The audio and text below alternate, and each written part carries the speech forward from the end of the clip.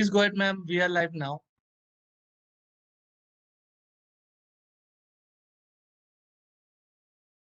ASSOCHAM. We are here today for this amazing event, Yoga and Wellness, especially honoring women's contribution to yoga. And we have our esteemed panelists joining us from all over the world. Thanks to ASSOCHAM, we are able to see what is integral for our life today. The Yoga Day is being celebrated globally, but here today, we are here to understand that yoga offers a myriad health benefits in such a situation that we are facing. Especially, it improves overall health and immunity and contributes to a quicker recovery of the patients. It also gives us mental support. Since we've seen the harsh effects of what we've all been going through, the pandemic, we have realized the value and the need of the hour. And joining us today, we have Sadhviji Bhagwati Saraswati, President, Divine Shakti Foundation, Secretary General, Global Interfaith Wash Alliance.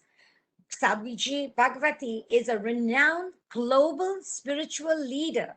Originally from Los Angeles and a graduate of Stanford University, Sadhviji has lived at Parmarth Ashram in Rishikesh at the foothills of the Himalayas for 24 years, where she gives spiritual discourses, satsang, meditation, and she heads almost all the humanitarian programs. Sadhviji is the Secretary General of Global Interfaith Wash Alliance, the world's first alliance of religious leaders for water, sanitation, and hygiene, launched by UNICEF in 2013. She's also the president of Divine Shakti Foundation, a charitable organization bringing education and empowerment to women and children. She's also the director of the world famous International Yoga Festival. Additionally, Sadhviji has numerous high-level international appointments, including being the vice chair of the United Nations Advisory Council on Religion. She sits on the steering committees of the International Partnership for Religion and Sustainable Development and the World Bank's moral imperative to end extreme poverty. Sadhviji is also a regular speaker at the United Nations, Parliament of Religions, and other large international fora. Sadhviji has received numerous awards and recognition for her leadership role in India, including from the Cabinet Minister of Water Resources, Government of India, as well as from the Ambassador of the United States to India. With that, I welcome and open the session with getting Sadhviji to be with us, talking to us, sir.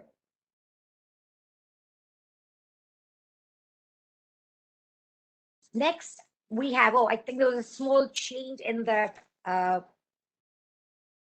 we have Mrs. Upasana Arora, co-chair, ASSOCHAM National Empowerment Council and chairperson, Yashoda Super Specialty Hospital, the first Indian to be awarded the prestigious fellowship of ISQA, International Society for Quality and Accreditation, mission member in CII Healthcare Mission on Learn and Six Sigma, NHS United Kingdom. She also holds an international fellowship on health technology assessment.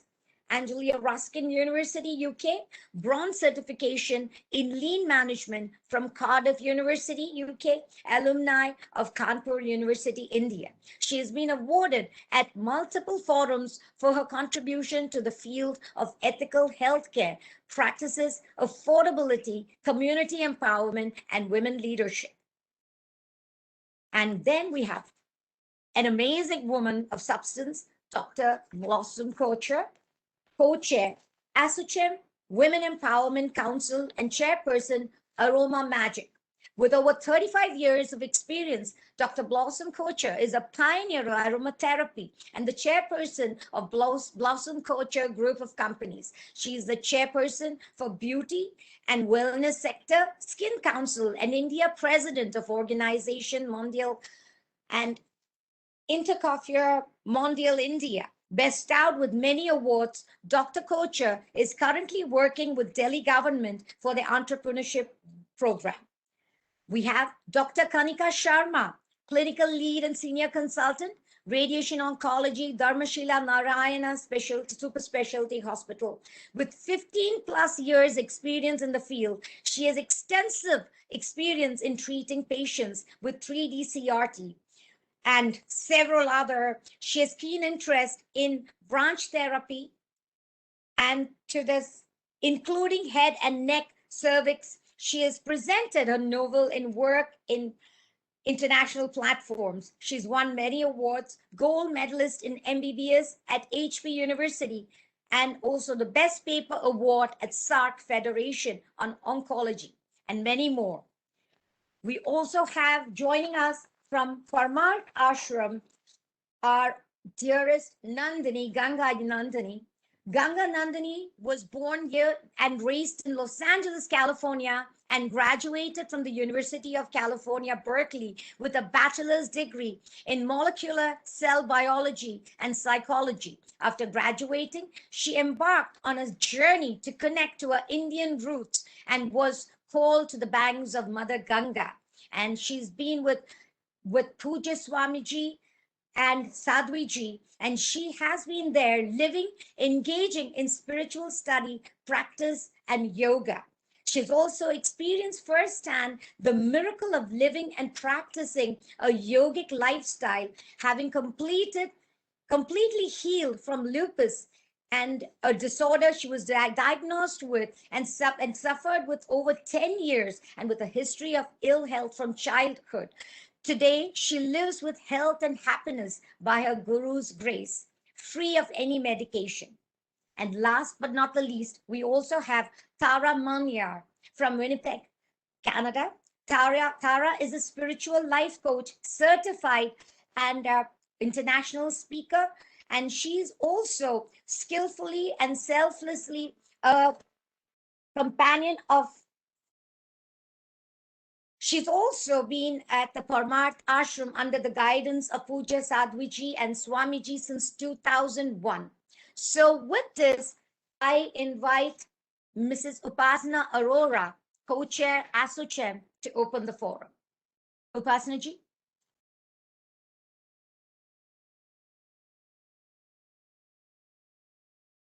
That I am sitting with all dignitaries, especially Sadhwiji, and we are going to get some, I am going to get some knowledge. I am going to get some enlightenment from her wise words. What is yoga? I think I am practicing yoga from last 16 years, and it is giving me strength. It is actually keeping me safe from all the illness. And I feel that yoga is a journey between your mind and your soul. It is not an exercise that you are doing and you are feeling only physically fit. I feel when we do yoga, we are meeting ourselves with our soul, and it is very good for health also, your physical and mental. Both health, yoga can look after so well. Even if I talk about physical health, so it is helpful to reduce inflammation. So in this era, when COVID was here, and Dr. Kanika can understand very well that inflammation was a big problem. That is why all the time we are looking for CRP of a patient. And if you are doing yoga, it actually helps you. It helps you to prevent your stress which is cause of so many diseases. If you are doing yoga, it is actually keeping you safe from stress, and you are living a healthy and happy life. Basically, what is health? Health is not absence of a disease. Health means how happy you are, how meaningful your life is, how you are living your life. So yoga is providing you everything. So if I talk about my journey, I was supposed to speak about my journey. I am having two diseases. I have an autoimmune disease, and in autoimmune disease, lots of inflammation in your body. It is a big problem, and your cells are confused, and your good cells are killing your bad cells. Instead of what they are doing, they are killing your good cells, and good cells are fighting with each other. So it's a very confusing state of body. And I have ILD. ILD means it's a lung disease. But because I am practicing yoga from last 16 years, I am sitting in front of you and I am living a very healthy and meaningful life because I am doing everyday pranayama, and I follow some guru. So I am doing that Sudarshan Kriya. So that gives my lungs that capacity that I can manage my lungs, my breathing. That is a breathing technique. So it is giving me strength. My all my problems, I am actually okay with everything, and I am not facing that kind of problem which other patients are facing. People are asking me how you are keeping yourself so fit. And I don't go to gym. I don't do gym. I do yoga. I do pranayam, I do meditation, and all these things are giving me so much strength that I am actually able to do all the good things and all the hard work. Because when if you are not able to sleep on time, then also you are not feeling good. So yoga is giving you this good habit. If you are doing yoga every day, when you are go to sleep, you are getting very good sleep. All those thoughts who are disturbing you and you are not able to sleep, that is not there. So it is a very good thing.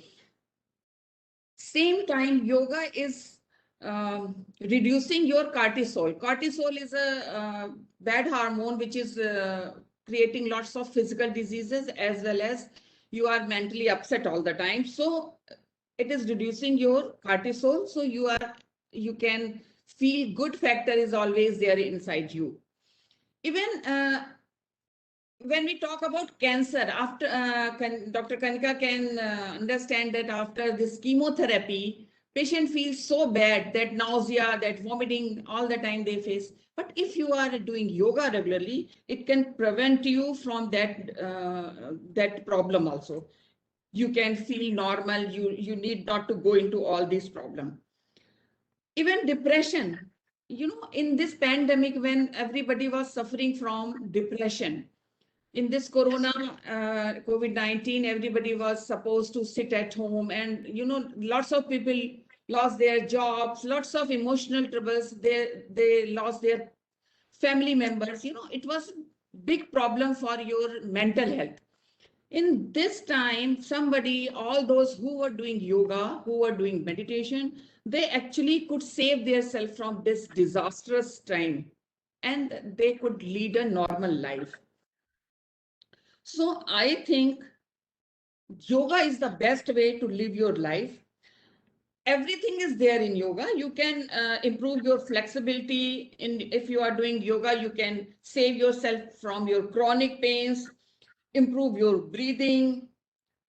Even lots of people have migraine problem. If somebody who is practicing yoga regularly, he can reduce this migraine problem also. Doctors are giving you painkillers, which is not helping at all for long run. That time you can get relaxation, but you cannot get rid of your this migraine. So if you are practicing yoga, you can actually feel relaxed, and you can get rid of your migraine pain.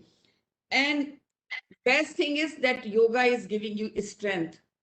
Yoga is giving you strength. You know how good you are, because when you are doing yoga, you are meeting yourself. And sometime when you are doing yoga properly in good asanas, you feel like that you are very young. I am 50, and when I do yoga, I actually start feeling like I just feel that I am young girl. So it gives you everything. So I believe everybody has to go for yoga, and instead, even youngsters, they should follow yoga techniques, yoga asanas, and they should go for this mindfulness program. They should go for this breathing techniques, and they will get best of their own self. Even they were not be able to know that how good they are, how talented they are. Yoga can give you everything. So with these words, now I will hand over to Sanjana. Thank you, Sanjana. Wow, Fascinating. That was so inspirational. And now we know the beauty or the secret of being so youthful. 50 going on 15, we should say. And so we know the secret there is yoga. And also for mental strength, we have realized how important yoga is, and especially coming from you. I think it kind of reinforces the need of yoga. So thank you. And we go on to another gorgeous, beautiful our aroma specialist, Dr. Blossom Kocher, co-chair ASSOCHAM Women Empowerment Council, and chairperson Aroma Magic. Hi, thank you so much, Sanjana. And it's wonderful to be here today and with this wonderful panel that we have.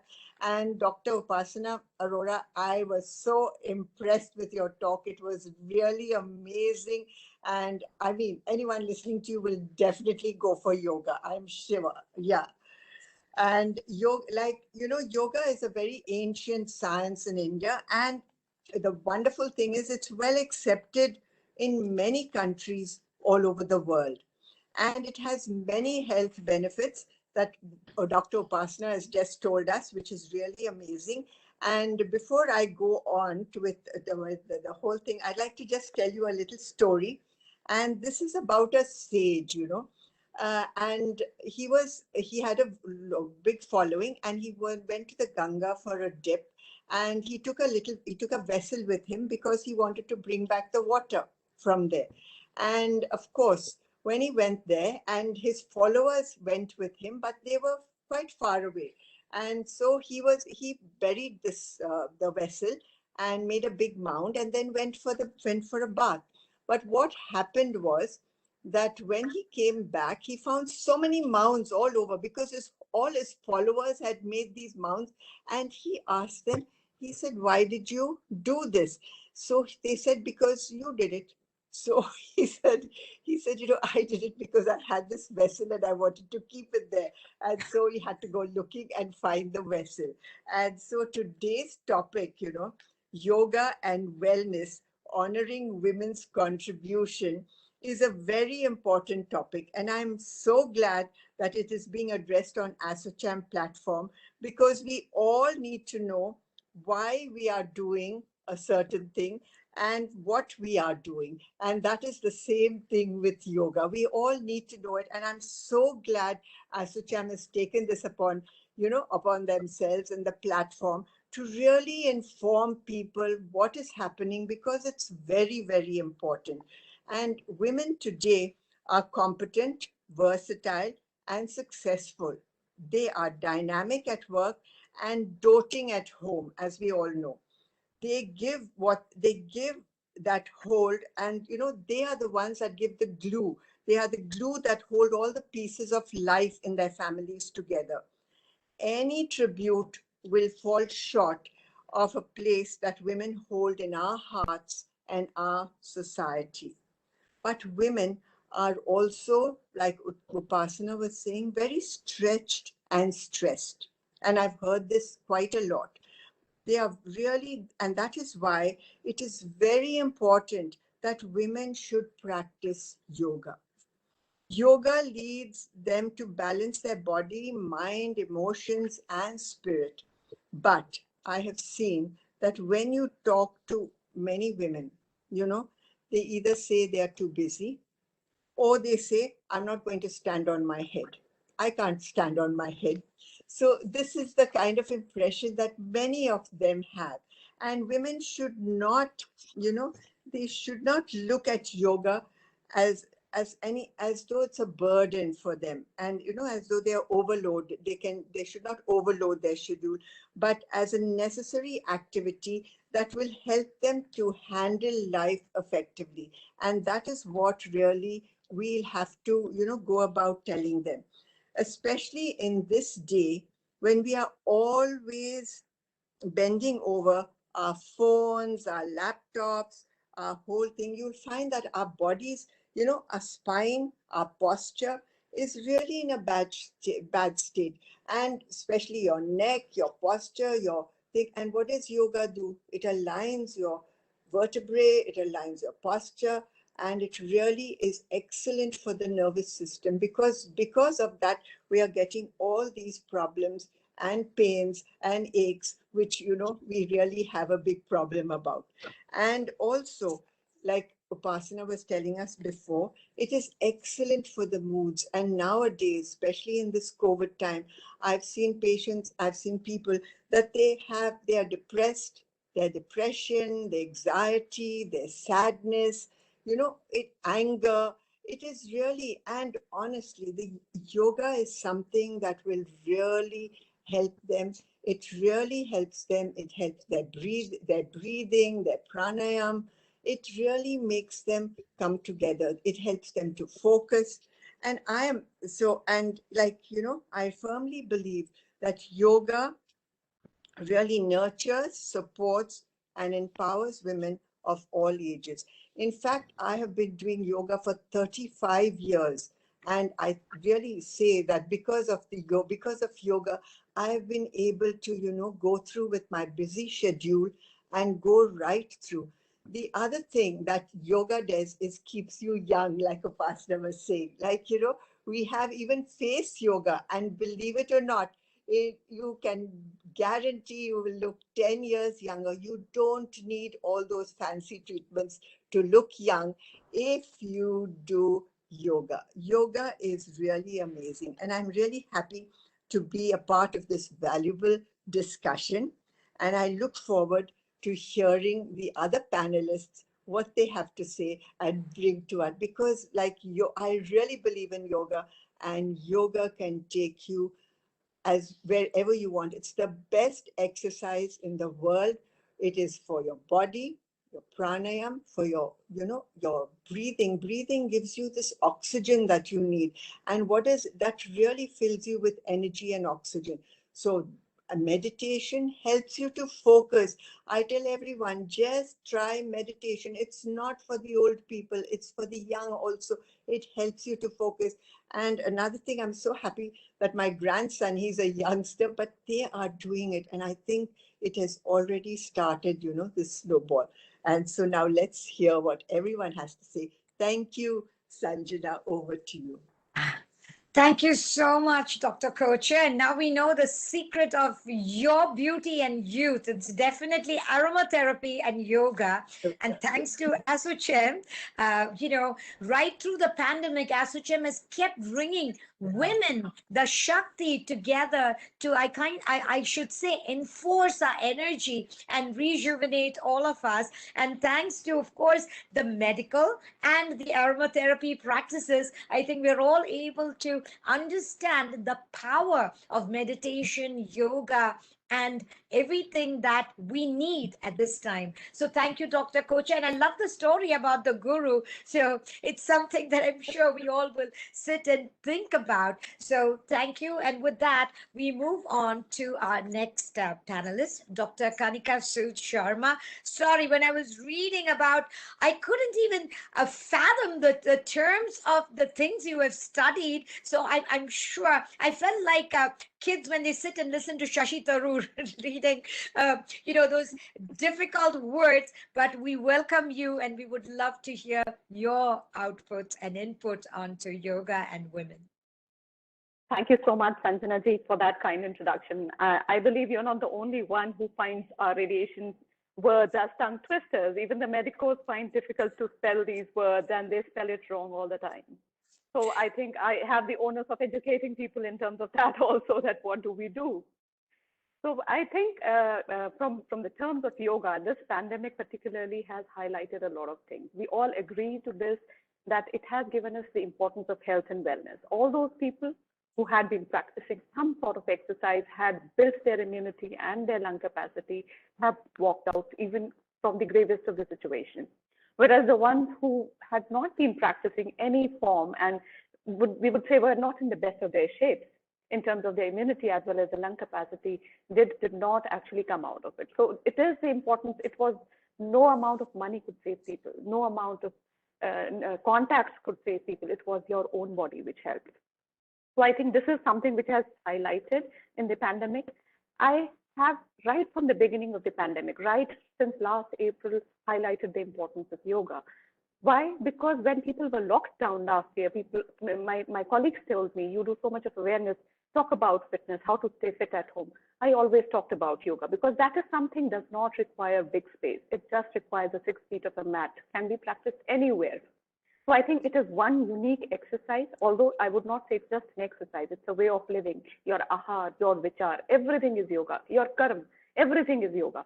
So I think it is one form of exercise, the lifestyle, which is easy to adopt, not very demanding, not very difficult. And we talk of women who can't find time. I think this is the best thing they can adopt. This is the only format which a woman can do even at home without having to, spend a lot of time apart from her schedule. So it is important because yoga is said to be like a divine Kamdhenu. Kamdhenu can give you everything. It gives you spirituality, it gives you mental peace, it gives you physical benefits. So you just have to materialize it. As an oncologist, I have always found the value of yoga in patients. I have seen that it builds their physical and mental resilience. There is a release of endorphins, there are release of serotonin, which are healing. Those people who are in positive frame of mind are practicing some sort of meditation and yoga always have a better outcome in their disease. Those people who are negative, I have seen people, 3-4 weeks back, I had a woman, she said, she just told her husband, hum to mar hi jayenge. I said, don't think like that. And unfortunately, she had such a turmoil of events. She is admitted with me with a bad disease. So your thoughts become reality. And this is what all yoga teaches you. It helps you push out those negative thoughts and adopt positivity. I think these are the benefits which are very, very long stretched. Then I would say, yoga also helps you to get rid of that vipraya mode. It helps your body to come out of that distorted response, because COVID is initially inflammation and then it is abnormal inflammation. Your body immunity has become distorted. So yoga helps with that. And as my journey, I think my journey as yoga started even before I was, born. I'm a daughter of a yogi. So yoga is in my genes. It is in my family values. So I've always seen yoga happen all around me. And even the punishments we used to get was Tadasana. Go stand with the wall with your arms stretched up. That will help you to even gain height. So yoga came in like that. I had a spiritual diary, which I used to use every day for my school academics, for my for your assemblies. And I still use it in one form. I have a very small word written in my OPD. I've just written a word, Santosh. Whenever I get time, whenever I'm very busy, I'll tell you, I always wish I had a 25th hour to finish off my work. But whenever I get time, I look at Santosh. I've kept it right where I keep my head screen so that I can see it also. And I just wait there. I just think of it for 2 minutes. That is also yoga. So it is how you do it, how you find time to do it. That is more important. Apart from yoga, I'll be digressing. I'm sitting at a place. This is my Natya Shala. This is my dance place. So I also feel dance is also meditation. So an hour of just dancing away, nobody watching you, also gives you a lot of serotonin. It gives you a lot of endorphins, and it resets you and brings you back. People ask you, you're an oncologist. So much of turmoil of emotions come in front of you. How are you smiling? So I think it is yoga and all these practices which help you. So I think it is just an integration of different dimensions of yoga which help you in building your immunity, help you to be blissful, positive. You have to be positive because this pandemic, nobody knows. Uncertainties tend to remain. But if you are positive, I think you will be able to come out of it less scarred, because all of us have had very, very painful experiences in some form or the other in this pandemic. So I'll not take much of your time. I can spot Sadhviji is already there. I would not want her to keep waiting. Pranam to her, and over to you, Sanjana ji. Thank you, Dr. Kanika. Pranam, Sadhviji. We're going to come to you. Everybody is eagerly anticipating your talk, but we're going to get to you soon. But Kanika ji, I love the fact that yoga and dancing both go hand in hand. I think I'm going to try that. But the only asana I know is Shavasana, and I'm so happy doing that every time I get a chance to. But I will try the dancing part for sure. And we thank you for your enlightenment. And we're going to quickly go on to Mrs. Tara Manyar, spiritual life coach, certified chakra dancer, felicitator, and speaker. Wow, thank you so much. Can you hear me okay? Yes. Wonderful, wonderful. So thank you, Kanakaji, for speaking about Santosh. Today I'm going to be speaking about ahimsa. And it's interesting that when I'm talking about ahimsa in action, I actually just experienced it. I have been trying to get on for the last 35 minutes onto this panel, so I must apologize. I haven't heard anything. I just came on. So how do we live ahimsa, which is one of the yamas of yoga in our day-to-day life, in every single moment? And you know, this morning was an excellent example of how to live ahimsa in each moment. So things didn't go right. I tried to get on and it wouldn't accept me. I could get frustrated. I could get angry. I could get upset that the links were not sent to me early enough. But you know what? You really pay attention and you realize that this is what it is, and you bring in Santosh and you stay contented and say, this is what I've got and this is what I work with. So ahimsa. Ahimsa is recognized by the Canadian government as a human rights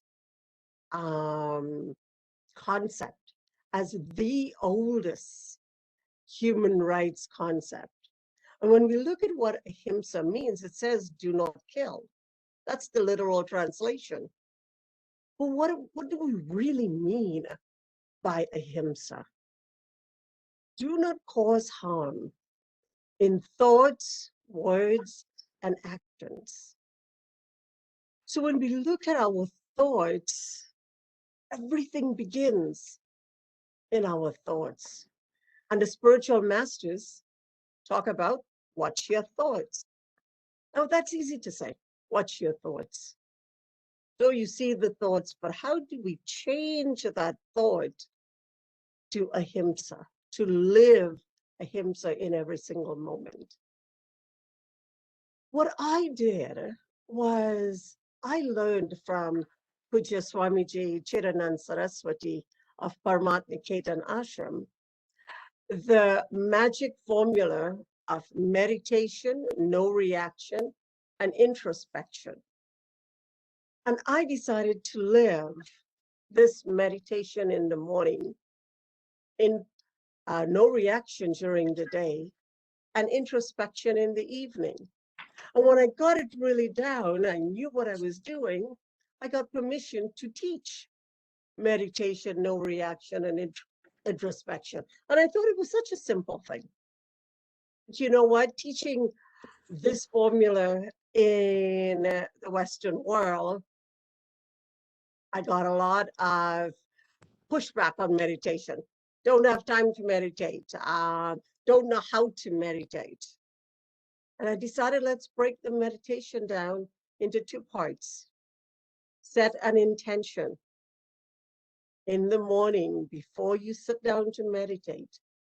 Set that intention. And what I did was I used ahimsa as my intention. I used it for days, weeks, months, just ahimsa. And the beautiful thing that came was the essence of ahimsa emerged. So when we look at what does ahimsa mean, what does it look like in action? It's love and compassion. It is no judgment. It is accepting all as it is and working with whatever that's given to you. Seeing it as prasad, even the challenges that comes into your life, accepting those challenges and saying, okay, this is what's given to me. What can I do with it? And when I connect with the divine within me, ahimsa and in all its different forms, in whatever form that is required in that moment, comes to you. So each moment, I will pay attention. So I set my intention in the morning, ahimsa, or any of the different forms, kindness, love, compassion, no judgment, caring, just being gentle with myself, as I did earlier today, with others, as I did earlier today, just allowing it to flow, because now you're consciously thinking of ahimsa during the day. You're paying attention to your intention in every single moment. It takes only a second to remind yourself of that intention. And then in the evening, you take a moment and you do a check-in. So, how did you do? Yes, you've set your intention in the morning. That's really easy to do. Yes, you've connected. When individuals will say to me, I don't have time to meditate or to sit and connect. I said, well, do you drive a car to work?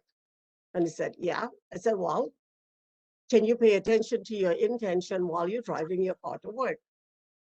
Can you pay attention to your breath, bringing in the prana, the life force, paying attention to your breath? How important is your breath? Breath is life. We can only live maybe 3 or 4 minutes without your breath, but most of us don't pay attention to our breath. So I taught my participants to set that intention and bring it into every breath. Some people will say, well, I go walking or I go running in the morning instead of sitting and meditating. I said, no problems.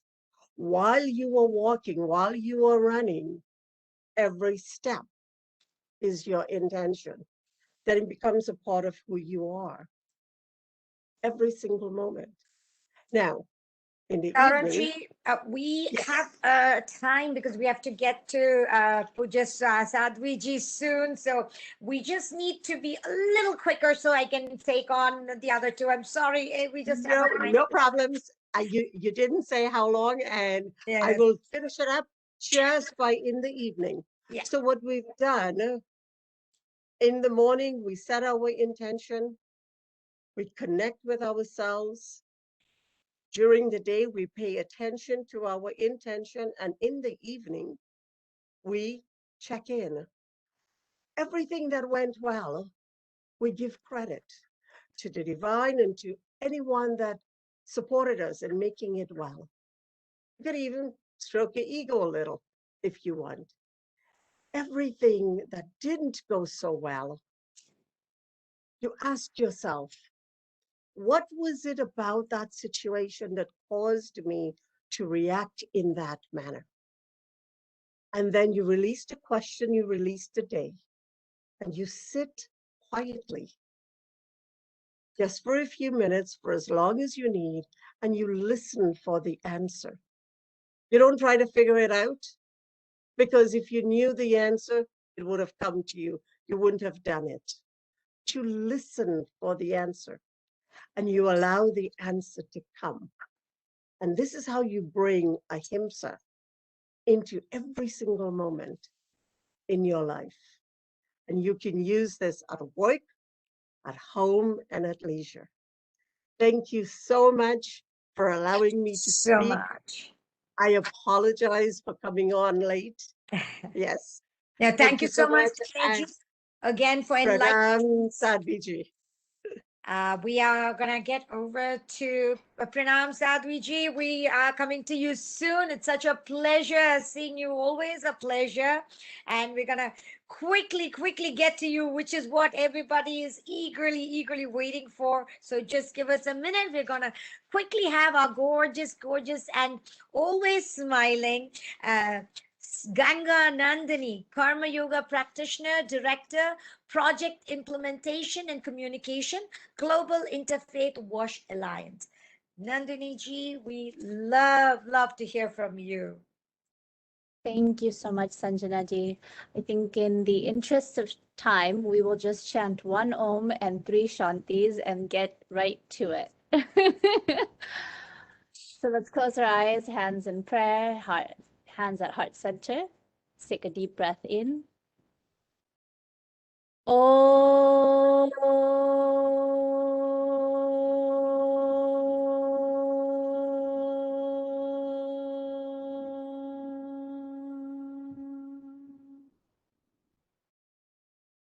Shanti, Shanti, Shanti.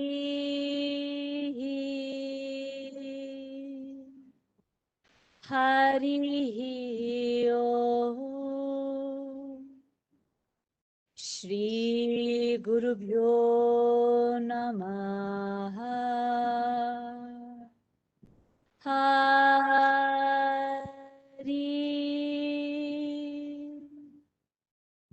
Om.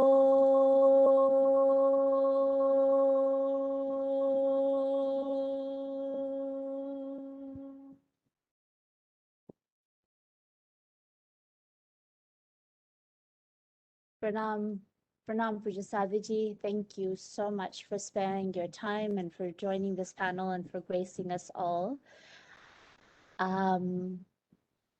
Thank you so much, Sanjana ji, for doing such a beautiful job moderating this beautiful panel and really being the sutradhar of this entire panel of Shaktis.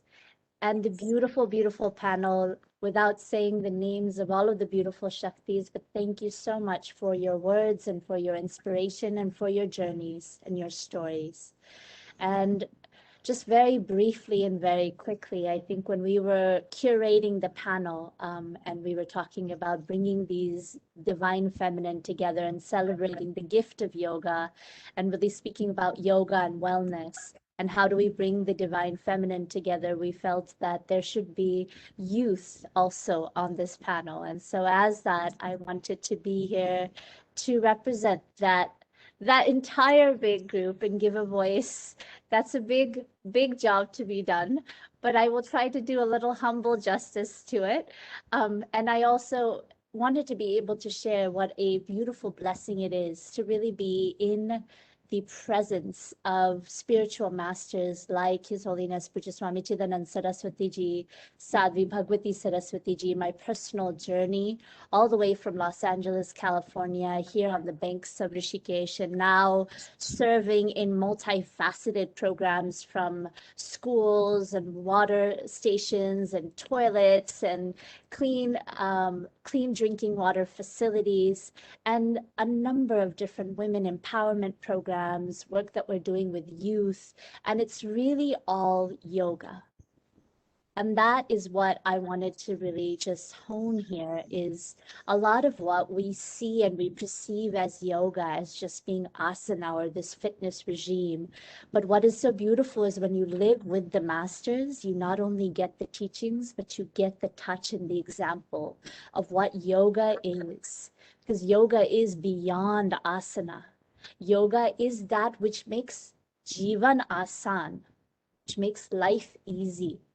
It makes life flow with ease. And when we are living in this state of union, which is what yoga means, then we are living in wellness. We are exuding wellness. We are giving wellness. We are sharing wellness. And that is a practice. And I feel like, I'm on this journey and we've got all these beautiful experts here and we get to listen to Sadhviji and have a session with her on question and answer. So not really speaking from a space of as an expert, but just as a student. What a beautiful journey it is to be on this path of yoga. And whether you are there or not, and if you're listening to this panel, and if you get to watch these beautiful speakers, all of the words are only as good as your practice. So apply these teachings, start yoga wherever you are, do yoga, be yoga. As Pujya Swamiji says, love yoga, learn yoga, and live yoga in every minute and in every moment, not just one day, but every day, in every moment. And that is what we get to see from the example of our masters and from our teachers, like Pujya Swamiji, like Sadhviji, and we get to hear from their words and see their divine example and just merely their darshan. Because, you know, Pujya Swamiji says, lastly, कि कर्म की खुशबू होती है, कपड़ों की एक अपनी पहचान होती है, लेकिन कर्मों की खुशबू होती है. उन्होंने जिस तरह से अपने जीवन को जिया है, the way that they have lived their lives is their example, and this is the fragrance that they share with us, and simply being in that presence is magical. So with that, I would love to hear Sadhviji myself. So thank you so much, Sanjana ji, and the entire team, Payal ji. We'll get to the vote of thanks at the end for all the beautiful Shaktis who have come together. And thank you so, so much, Sadhviji, for sparing your time and for gracing us all here today. Thank you, Nandini. Once again, I have been so blessed to have the presence and the learnings from the great masters. And Sadhviji, I have been blessed to have been in a presence, learned, and got blessed. So Jai Gange, and it's a great honor and pleasure having you here. We present our most gorgeous, beautiful, and I should say the most caring and giving Puja Sadhvi Bhagwati Saraswati ji. We welcome you to the panel and we wait to hear from you.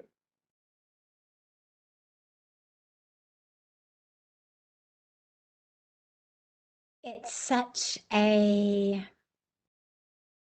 beautiful joy to be with you, and especially to be joining together with so many of my beloved sisters,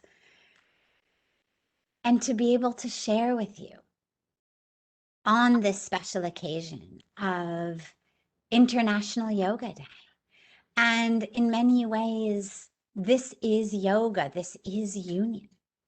All of us coming together. So it's a wonderful joy, and I'm so happy to be able to connect with you all. And as we're talking about yoga and wellness, it's interesting because for many, many, many years, decades, perhaps centuries, but certainly decades that I've seen, our definition of wellness expanded and expanded and expanded. I mean, I just have watched throughout my life what our definition of wellness was, and suddenly it's expanding into our emotional wellness and our spiritual wellness, and even on a physical level, cellular wellness. And yet something very interesting has happened over the last year and a half, which is that our definition of wellness went like this. Suddenly, with the coming of COVID, wellness became simply, you don't have a cough, you don't have a fever, you aren't COVID positive, you haven't been near someone who's COVID positive. And that entire definition of wellness, interestingly, became very, very narrow. And it's exciting to be able to re-expand that awareness, because we all know that wellness is a lot more than just not having a fever. We know that wellness is a lot more than not having a cough. We know it's a lot more than being COVID negative. Yes, that's a great thing to be, but it's the beginning. It's not the package. And what I love about this conversation, and particularly as we bring wellness and women and yoga together, is that semantically, if you look in the English language, we'll come to Sanskrit in a moment, but if you look at the English language, the roots, the etymology of the words health, wholeness, and holiness actually are the same root. And so we look to language a lot because it's so old that our deep cultural foundations in many ways can be found in our language. And so we realize that ancestrally, they knew that health required not just, a good annual checkup, but that it required wholeness and it required holiness. And that sense of a fullness and also a spirituality is something that is missing too much from our conversations around health and wellness these days. And as we are here at the time of International Yoga Day, it's a beautiful opportunity to come back and to say, okay, so what is real yoga? What is wellness? Where's the role of the divine feminine here? We'll come to that at the end. And for me, the teachings, the framework for that understanding have been given so beautifully by the sage Patanjali, because when we shift from the English to the Sanskrit, when we shift from this etymology of health and wholeness and holiness into the Sanskrit, well, yog, we know, means union.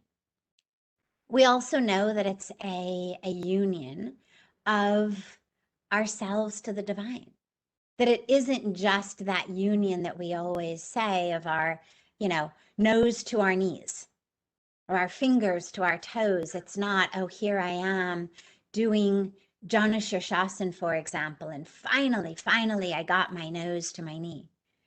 Or here I am in Uttanasana, finally, I got my fingers to my toes.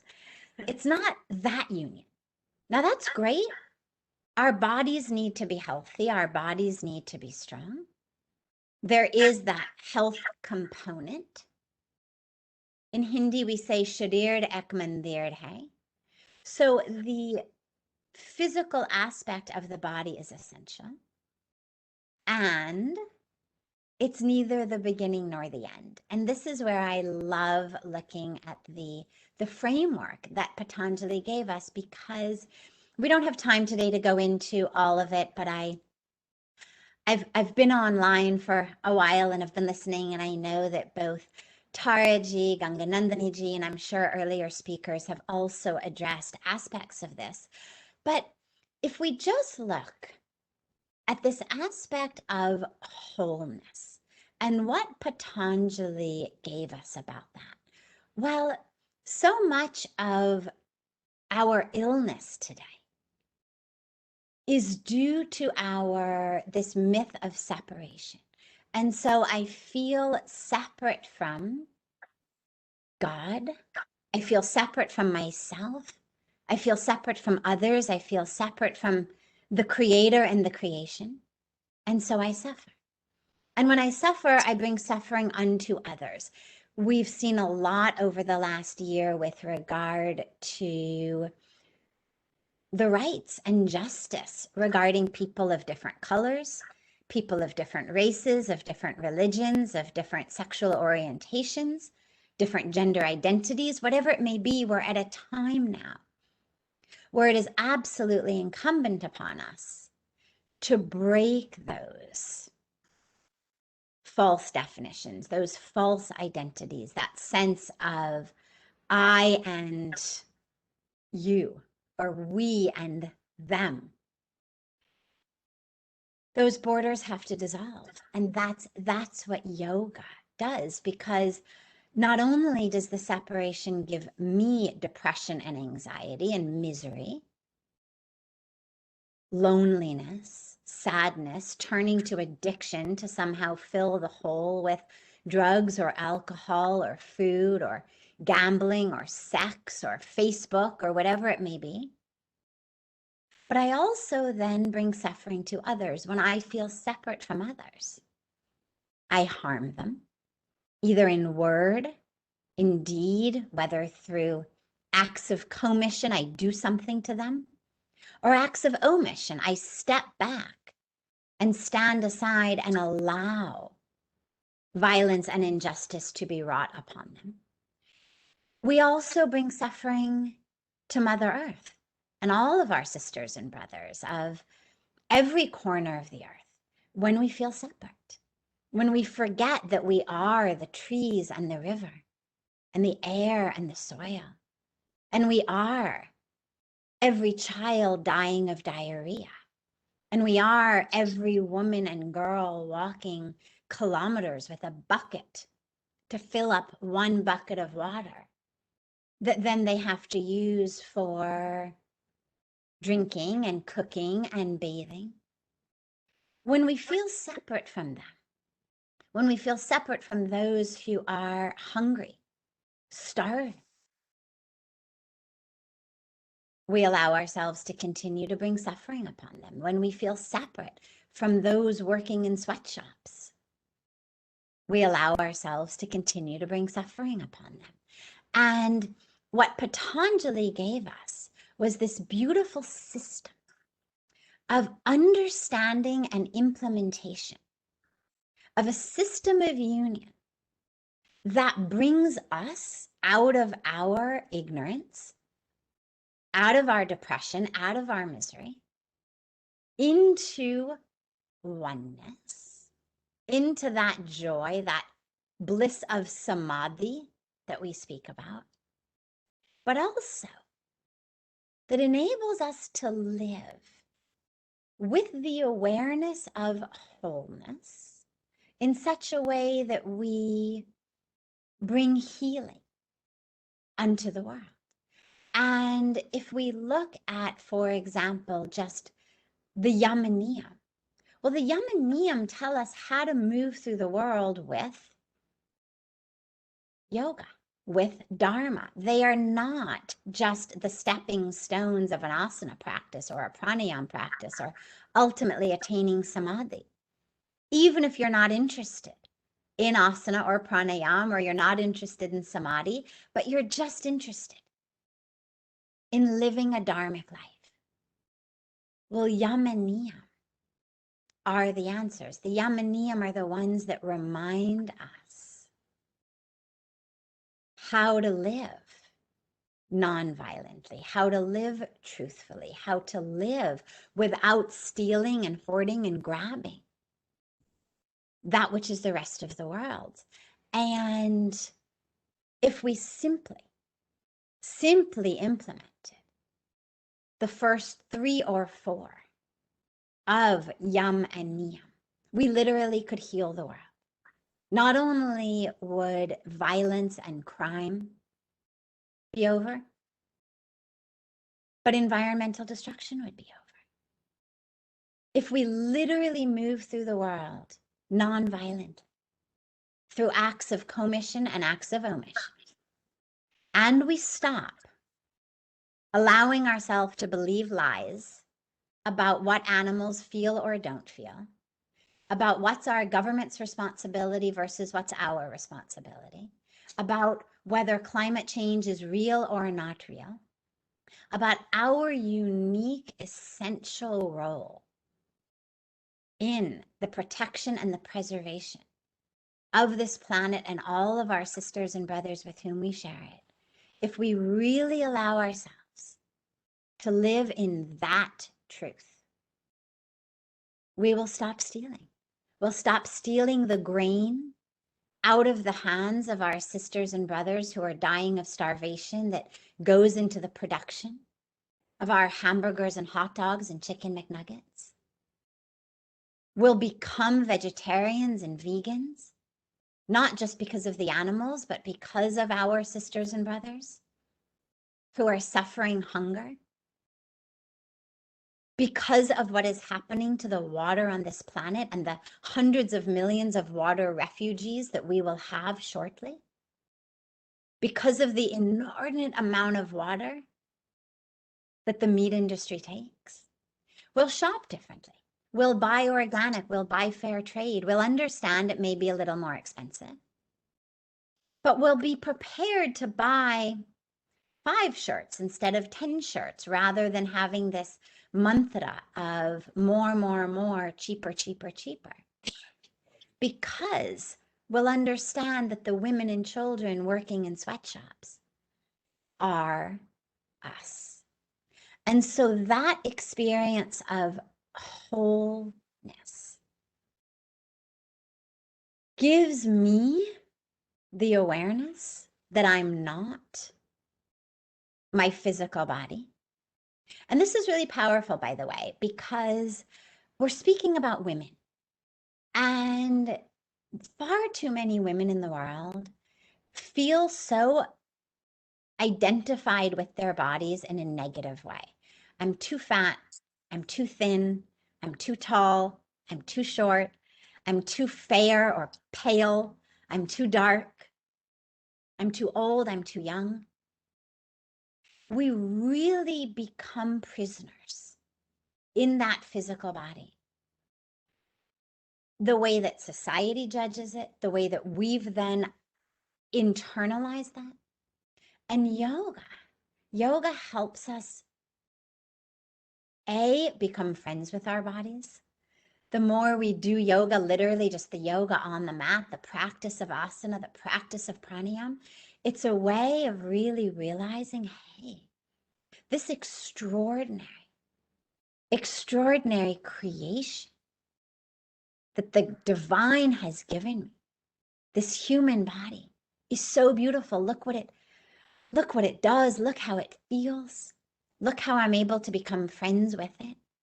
So that wholeness that I gain, beginning with a friendship with my body, but moving into the awareness that I'm not my body, that I am one with all, pulls me out of the depression, out of the anxiety, out of the misery, into joy and peace. But it also makes me much more of an asset to planet Earth.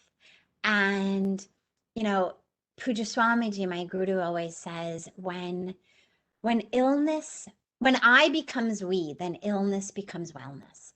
And, you know, when you look at it, just the actual word, if you remove the I of the word illness and you substitute WE, then literally the word illness becomes the word wellness. But when we look at it on a deeper level, that which we are suffering from is being trapped in our own egos, being trapped in this myth of separation. And of course, then we bring that suffering unto others. Those of us with the luxury to choose what we eat, what we buy, what we wear, how we live, how we shop, we choose in ways that bring suffering to others. But when I becomes we, when I realize there is no place I end and you begin, which is really the hallmark of a spiritual life. Spirituality just literally means pertaining to spirit, means I am aware that along with this human body, I am the spirit that flows through me, and that same spirit flows through you. And there is nowhere I end and you begin. And so when we realize that, then personally, but also in our world, illness becomes wellness. And when we look at women, I want to come back to this. I know time is short. I want to also have time for questions and answers, but just before I conclude, bringing it to the women and bringing it to the Shakti, when you look at the sheer percentage of women as yoga students and as yoga teachers today, even if we speak just for a moment about asana, it's a huge percentage. I don't know what it is, but it's way over 50%. My guess would be it's probably somewhere between 70 and 80% of yoga students and teachers are probably women. So without women today, yoga would not be what it is in any country of the world. The fact that yoga has become so ubiquitous and that you just can find it everywhere is due in very large part to women. And as I said, yoga brings women into, I think, a very beautiful balance with our own bodies, a beautiful union with our own bodies. But we have to remember yoga is not just asana. And so when we look at the history, the beautiful history of bhakti yoga, because remember, of course, where I began, health, wholeness, holiness. So bhakti yoga is a part of health and wholeness, not only because Bhagavan Krishna speaks about it in the Bhagavad Gita, not only in the Sanskrit and Vedic traditions, but even for those who may not subscribe to those traditions, those who may not follow those traditions. Inherent in our health and our wholeness is holiness. So when we look at the bhakti tradition, the lovers of God, from Mirabai to Radharani, from our history to our scriptures, but even beyond that, when you look at our spiritual religious tradition, with every male aspect of the divine, there is a female aspect of the divine. And so when we pray, it's very beautiful. In fact, we always take the name of the female aspect first. So we say, Lakshmi Narayan, Sita Ram, Radha Krishna. We take that female form, but they're together. There's always a Shakti with Shiva. And so in our understandings, in our spiritual, religious, dharmic understandings, because really, of course, ultimately that is yoga, right? I didn't speak too much about the 8 limbs and ultimately samadhi, but that experience of oneness, that bliss of samadhi, that bliss of oneness, is a oneness with the divine, however we conceive of the divine, but a oneness with the divine, a oneness with the infinite within ourselves and in all. And as we look at the aspect of the divine feminine here, we realize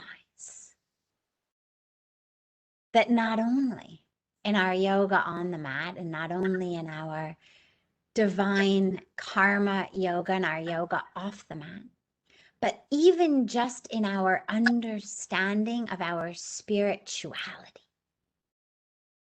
that role of the feminine is essential. That is ultimately the ultimate yoga, right? The Shiva and Shakti. That's the ultimate yoga. The Shakti, the Purush, this coming together of the energies. And so as we are here at this beautiful time of International Yoga Day, it's a beautiful opportunity for us as women to reconnect with that whole, holy Shakti in us, on the mat, off the mat.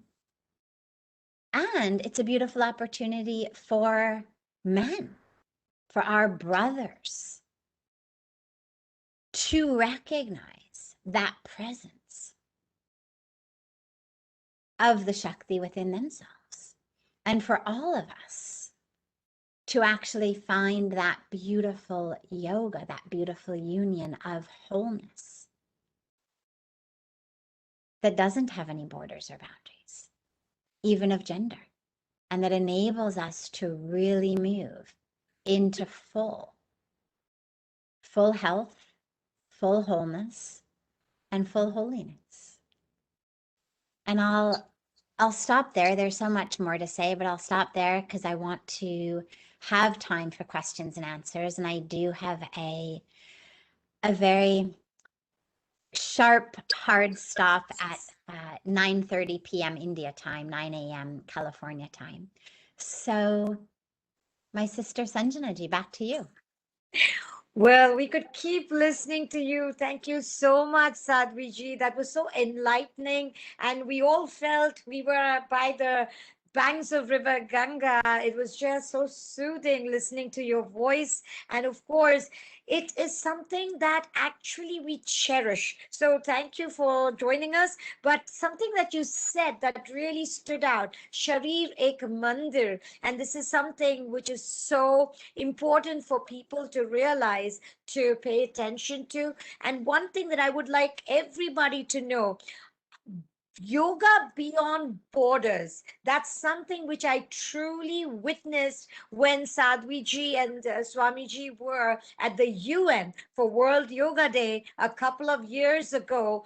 The lawns of the UN were filled with Americans who came to learn and experience, feel yoga. And that's the day I truly saw the power of how India had actually not just conceptualized but presented yoga to that global audience through Sadhviji and Swamiji. And they also released the stamp at the UN that day. So it was amazing what we saw. And today, since it is the World Yoga Day, it's a great reminder and a great memory that you brought back. And I hope we're able to recreate that same Yoga Day back at the UN soon.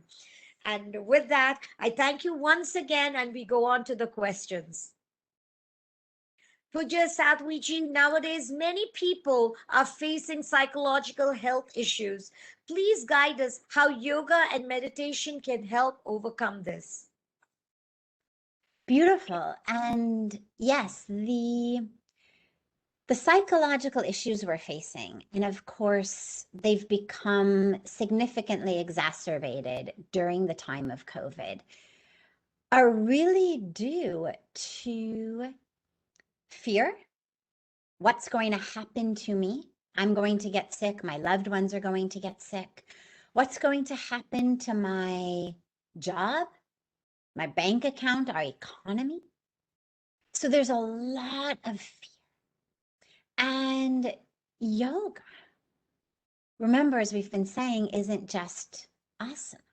In the practice of yoga, we have Jnana Yoga, we have Bhakti Yoga, and the importance of the wisdom that knows that there is an intelligence in the universe. It flows through all, it pervades all. And there is a plan and a purpose in the universe. And in our individual lives, we call that our karmic package, right? That's us unfolding our own individual role in the purpose of the universe. So we dive into Jnana Yoga, path of wisdom, to really understand our purpose here, because it's not, sadly, to live a very, very long and very healthy life. If we do, fantastic, wonderful. May God bless us all with long and healthy lives. But that's not our ultimate dharma. And of course, if we have any questions about that, we just go to the Bhagavad Gita, where Lord Krishna makes Arjuna stand up and fight. And one of my favorite pieces there, because of course it's the scripture of yoga, is when Arjuna says, basically, but I could die. Now, Lord Krishna is God. He knows Arjuna's not going to die. He knows what's going to happen. but he doesn't say it. He doesn't say, don't worry, Arjun, we've got this one. He doesn't say, don't worry. I promise you won't. He says, yeah, you might. But to die on the battlefield doing your dharma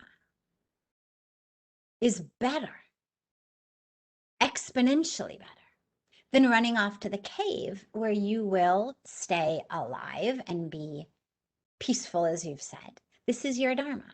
So we dive into Gyan Yoga to understand that there is a purpose, that there is a plan, that there is a divine planner, that there is an intelligence, and it connects all of us. We are a thread in the tapestry of life, and we connect to Bhakti Yoga that enables us to have love and faith for that divine, even if it means that our stocks crash. To understand that presence of the divine, we're being held, we're being carried. And when we know that we are in the arms of the divine, there's a beautiful line in our prayers at Parmarth Nikathan each day that says, Tu akele nahi pyare, Ram tere saath mein. You are not alone. God is always with you. So we dive into Bhakti Yoga to find that love and that devotion for God. And we study the Yoga Sutras. We follow the 8 limbs of yoga to understand our wholeness and our interconnectedness, because, as I said before, a lot of that stems from this myth of separation. The aloneness, the loneliness, the separateness. And so when I, through a practice of yoga, recognize our union, then those illnesses start to dissipate as we become more rooted in we-ness, wellness.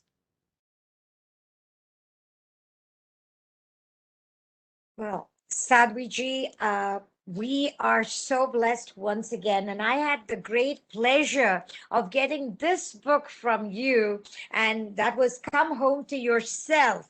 So I have to tell you, I keep it very close to my heart, but I'm hearing of a new book that you're coming out with, From Hollywood to the Himalayas. And it's going to be released in early August and is available to pre-order. So could you please tell us about that and how we can get a copy of that? I can't wait to get a hold of that book now.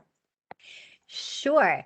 So it's a very exciting piece, because it's my story. Yes, as you've shared, I've had books of teachings that have come out that I've been blessed to be able to share with the world.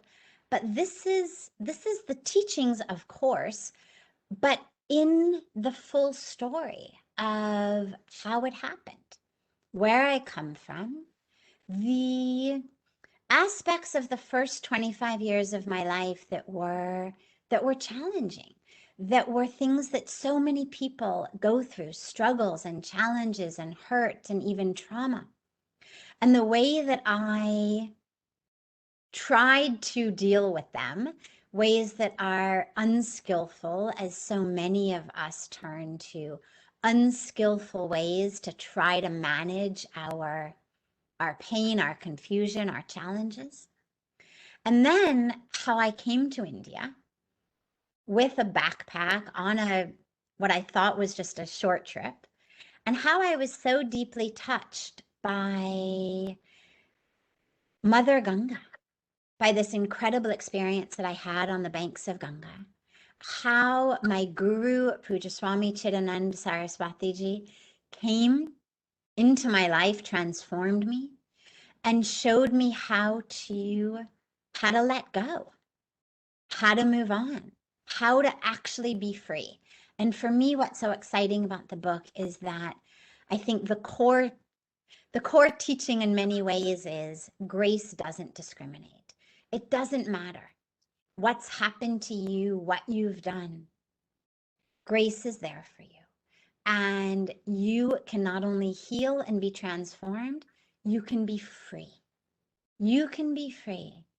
And of course, it's full of a lot of fun stories, even funny stories about going from being a 25-year-old American to being a celibate nun. Like, what's that like? And to being a woman in religious India, and those experiences, and the experience of teaching and sharing and leading and being able to be just a vehicle, a vessel, a tool in God's hands. And I know Ganga Nandini ji spoke today so beautifully about karma yoga.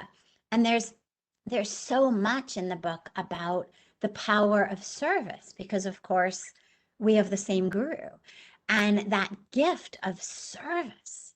What does it really mean to serve, and how can service be a spiritual practice? And yes, the official publication date is August 3rd to get it in bookstores, but you can actually go to Amazon.com right now, and it's already available for pre-sale. And I really look forward to hearing everyone's thoughts, because it's the first time in 25 years that I've been in India. It's the first time that actually my very personal story and very personal struggles and how those healed, that's coming out. So I really look forward to hearing from you. And lastly, I just want to say such deep gratitude to all of you today for this beautiful, beautiful program. And due to COVID, we come together like this. And of course, as Sanjana ji said, we were at the United Nations, and we look so forward to being together again on the banks of Ganga as the united creation. And sure, we can gather again at the United Nations as well, but let's also gather on the banks of Ganga as the united creations. And so, so, so much love to all of you. Jai Gange, thank you so much for that. Even though I have a whole list of questions, I could keep going on, but I know that you have to go soon. And yes, we are going to order the book soon, because I can't wait to get my hands on the new book. And with that, we come to the certificate of appreciation from ASSOCHAM to Pujya Sadhvi ji.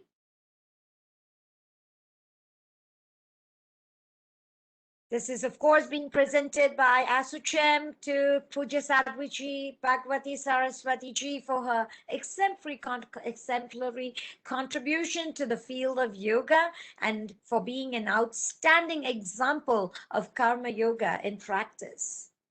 Thank you so much. Everybody give Sadhvi ji a big hand. Beautiful.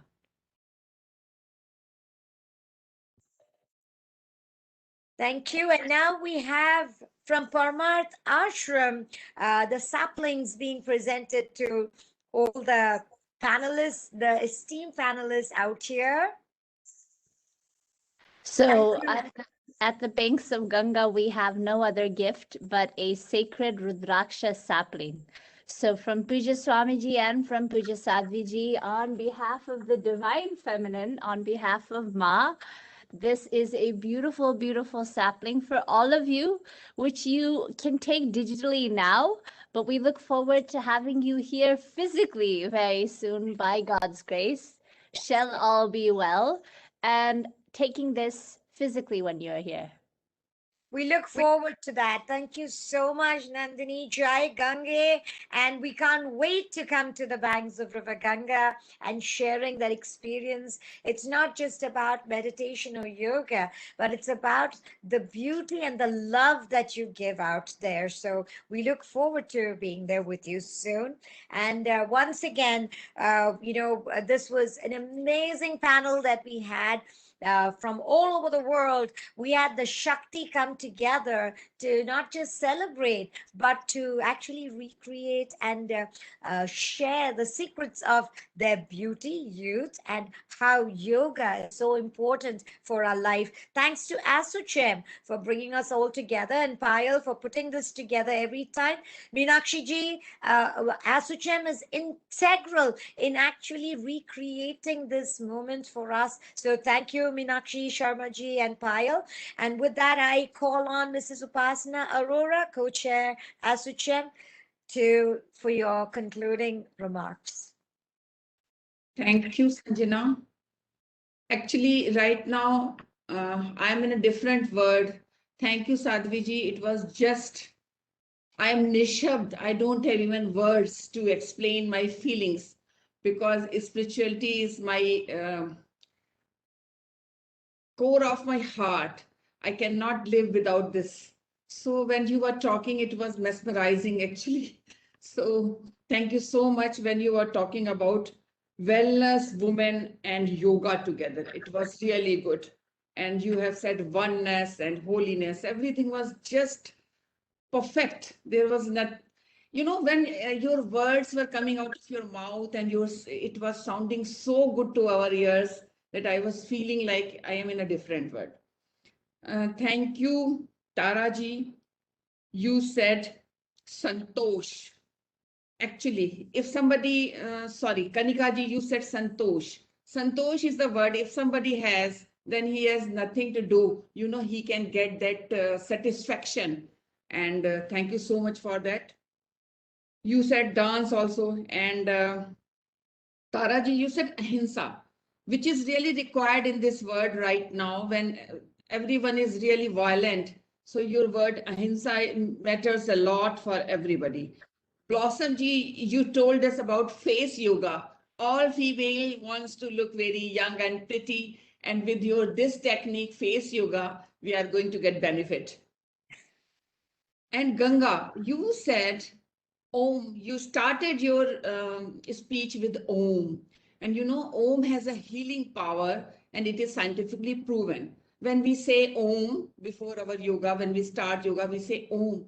After that, that energy we can feel from inside, feel from our soul.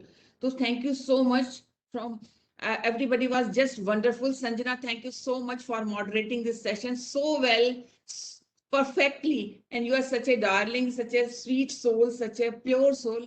Thank you so much. And what I feel that female should look after themselves more than male, because you know, because we are female, so we have lots of hormonal problems. When we become a teenager, that time we suffer from hormonal problem. And when we are, and at the time of pregnancy and childbirth, we face some hormonal problem. So after that, when there is a menopause time, again we face lots of hormones problem. So for that, we need to do yoga to keep ourselves fit. So we cannot, our mood swings will be in our control. We will feel happy. We will not go into depression. And just as if somebody will say, give a message to females. So I would like to say, after listening all this thing, all our panelists and especially Sadhvi ji, believe in yourself. Give time to yourself in form of yoga. Give at least 1 hour. In 24 hours, you can give 1 hour to yourself. Love and respect yourself. And especially when our Sadhiji was telling us that live in present moment. Present moment means just now, abhi. If we will start live like this, life will be beautiful. And ASSOCHAM, Meenakshi ji, Payal, and everyone, you gave us this opportunity. And today's session was just wonderful.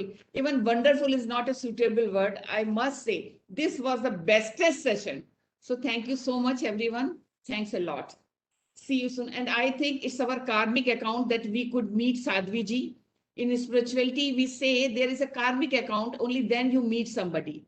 And it was our karmic account that we could meet Sadhvi ji and all our dear panelists. So thank you and see you soon, everyone. Thanks a lot. Bye-bye and good night.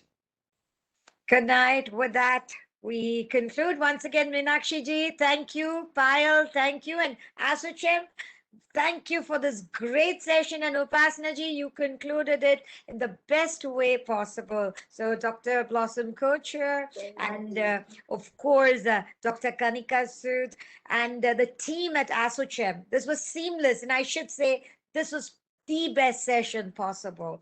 And Yeah. we're gonna go with having learned so much today. So thank you for having me here today. Thank you. Thank you. Thank you.